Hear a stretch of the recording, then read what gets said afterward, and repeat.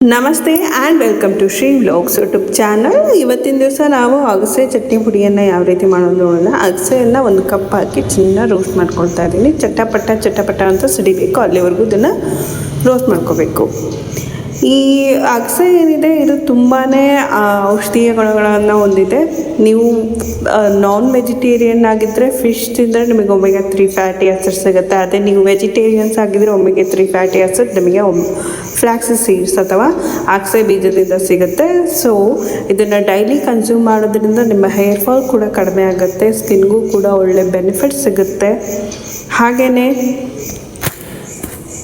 ನಿಮ್ಮ weight loss ಮಾಡೋಕ್ಕೆ try ಮಾಡ್ತಿದ್ದೀರಾ ಅಂದರೆ this is the best substitute ಅಂತಲೇ ಹೇಳ್ಬೋದು. ನೀವು ಡೈಲಿ ಇದನ್ನು ಕನ್ಸ್ಯೂಮ್ ಮಾಡ್ತಾ ಇದ್ದರೆ ನಿಮಗೆ ಬ್ಯಾಡ್ ಕೊಲೆಸ್ಟ್ರಾಲ್ ಏನಿದೆ ಅದು ಕಡಿಮೆ ಆಗಿ ಗುಡ್ ಕೊಲೆಸ್ಟ್ರಾಲ್ ಜಾಸ್ತಿ ಆಗುತ್ತೆ.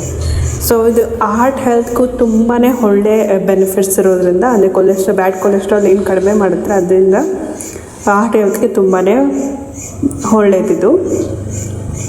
ಡೈಜೆಷನ್ನ ಇಂಪ್ರೂವ್ ಕೂಡ ಮಾಡುತ್ತೆ, ಹೇರ್ ಫಾಲ್ನ ಕಡಿಮೆ ಮಾಡುತ್ತೆ,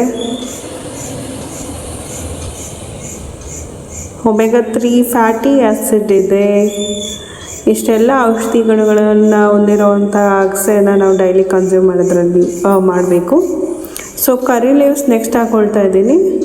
ಚಟಪಟ ಅಂತ ಒಂದು ಅಗಸೆ ಸಿರಿದಾದ್ಮೇಲೆ ನಾನು ತೆಗೆದಿಟ್ಕೊಂಡಿದ್ದೀನಿ. ನೆಕ್ಸ್ಟ್ ಈಗ ಏನು ಕರಿಬೇವು ಹಾಕ್ಕೊಂಡಿದ್ದೀವಿ ಅದಕ್ಕೆ ಒಂದು ಸ್ವಲ್ಪ ಆಯಿಲ್ ಹಾಕ್ಕೊಂಡು ಚೆನ್ನಾಗಿ ಫ್ರೈ ಮಾಡ್ಕೊಳ್ತಾ ಇದ್ದೀವಿ.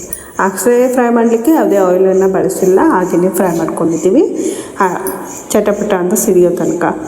ಸೊ ಇದು ಕೂಡ ಚೆನ್ನಾಗಿ ಫ್ರೈ ಆಗ್ತಿದೆ, ನೀವು ಇಲ್ಲಿ ನೋಡ್ತಿರ್ಬೋದು. ಕಲರ್ ಕೂಡ ಚೇಂಜ್ ಆಗ್ತಾಯಿದೆ ಕರಿಬೇವಿಂದು. ಅಲ್ಲಿವರೆಗೂ ಇದನ್ನು ಫ್ರೈ ಮಾಡ್ಕೋಬೇಕು.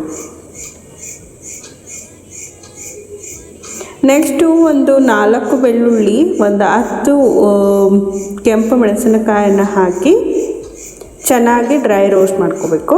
ಇದಕ್ಕೂ ಕೂಡ ಸ್ವಲ್ಪ ಆಯಿಲನ್ನು ಬಳಸಿ ಫ್ರೈ ಮಾಡ್ಕೊಳ್ತಾ ಇದ್ದೀನಿ.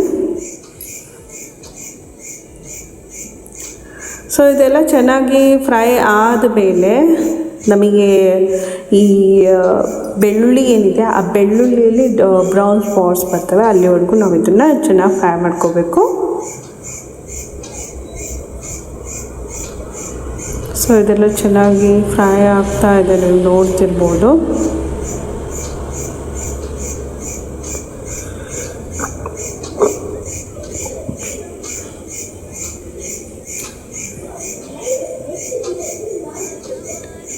ಇದೆಲ್ಲ ಚೆನ್ನಾಗಿ ಫ್ರೈ ಆಗಿದೆ, ಚಟಪಟ ಅಂತ ಸಿಡಿತಾ ಇದೆ ಕೂಡ ಬೆಳ್ಳುಳ್ಳಿ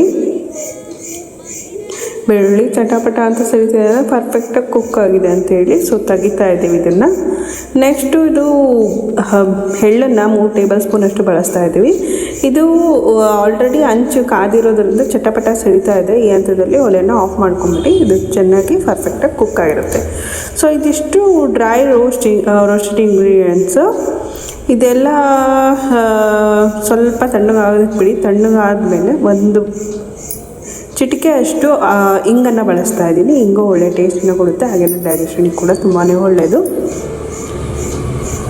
ಸೊ ಇದನ್ನೆಲ್ಲ ಮಿಕ್ಸಿ ಜಾರಿಗೆ ಹಾಕ್ಕೊಳ್ತಾ ಇದ್ದೀವಿ. ಇದನ್ನು ಪೌಡ್ರ್ ಮಾಡ್ಕೋಬೇಕು. ಇದನ್ನು ಡ್ರೈ ಆದಮೇಲೆ ಹಾಕಿ, ಅಂದರೆ ಬಿಸಿ ಎಲ್ಲ ಆರಿದ ಮೇಲೆ.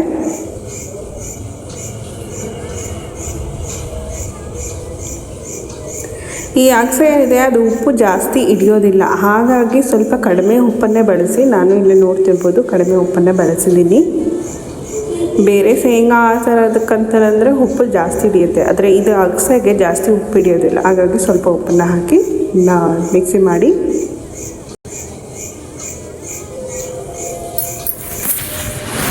ಸೊ ಈಗ ನೋಡ್ತಿರ್ಬೋದು ಈ ಹಂತದವರೆಗೂ ನಮಗೆ ಚಟ್ನಿ ಪುಡಿ ಆದರೆ ಸಾಕು, ರೆಡಿಯಾಗಿದೆ ನಮ್ಮ ಚಟ್ನಿ ಪುಡಿ.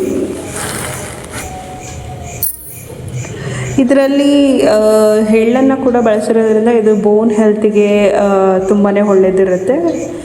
ಹಾಗೆ ಫ್ಲ್ಯಾಕ್ಸ್ ಸೀಡ್ಸಿಂದ ಒಮೆಗಾ 3 ಫ್ಯಾಟಿ ಆಸಿಡ್ಸ್ ಇರುತ್ತೆ. ಸೊ ಇಷ್ಟೆಲ್ಲ ಔಷಧಿ ಗುಣಗಳನ್ನು ಹೊಂದಿರುವಂಥ ಚಟ್ನಿ ಪುಡಿಯನ್ನು ನೀವು ಒಮ್ಮೆ ಟ್ರೈ ಮಾಡಿ ಡೇ ಟು ಡೇ ಲೈಫಲ್ಲಿ ಬಳಸಿ. Thanks for watching. Please subscribe to Sri Vlog YouTube channel for more such recipes. Thank you.